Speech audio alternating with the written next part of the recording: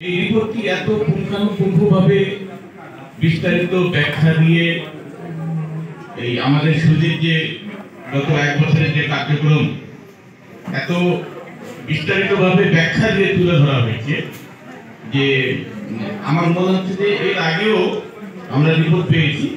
এর আগে সাধারণ সভা কিন্তু এই রিপোর্টটা মনে হচ্ছে যে অন্য যে কোনো বিগত যে রিপোর্টগুলো হচ্ছে অনেক তথ্যবহুল এবং এটি আমাদের বোঝার জন্য সুবিধা হয়েছে এবং খুবই ভালো একটি রিপোর্ট হয়েছে বার্ষিক প্রতিবেদন। আমি এই প্রতিবেদনের জন্য ধন্যবাদ জানাচ্ছি সম্মানিত মহাসচিবকে।